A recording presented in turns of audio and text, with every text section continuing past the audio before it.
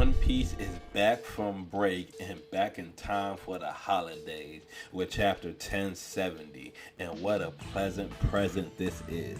We start off the chapter with Luffy and Lucci still in their awakened forms, and Luffy checking on Sentomaru after he got sneaked last chapter.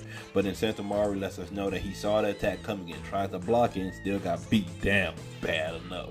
But then noticing that Sentomaru is still conscious, Rob Lucci tries to attack him again, but now Luffy steps in and attacks him with what looks to be some sort of Gear 5 spinning whip attack. And as he sends Rob Lucci flying, he continues to spin, and he can't control himself and ends up spinning into the ground, back on his Looney Tune nonsense. But during this, the Seraphim now leap into action and start attacking CP0.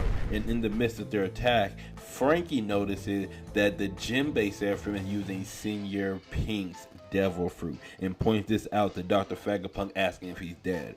But Dr. Vegapunk lets us know some more information in regards to the Devil Fruit.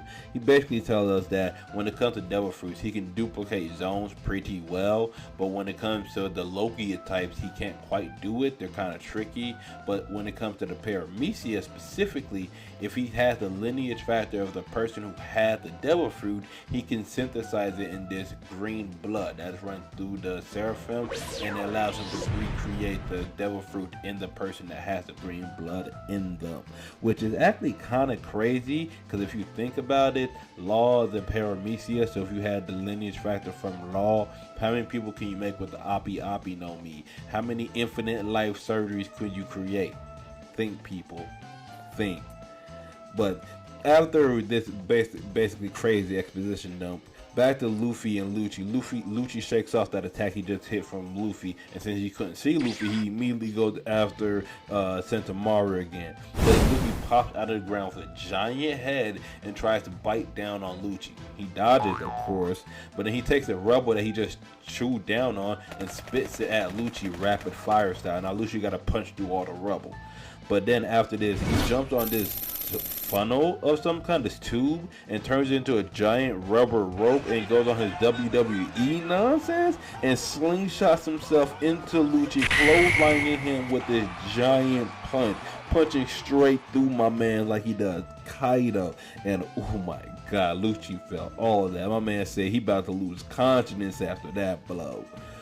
But after this, Luffy goes back and checks on Sentomaru. He informs him that, he's good. Go help Dr. Vegapunk get him out of here. So they grab Bonnie and them. They jump into a giant rocket and they take off. But after a bit of time, CP0 ends up defeating Sentomaru and taking control of the Seraphim.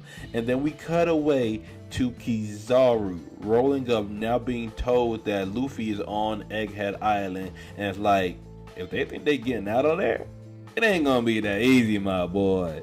And oh my god, that chapter truly was a gift. And to anyone listening, I gotta just say, Merry Christmas.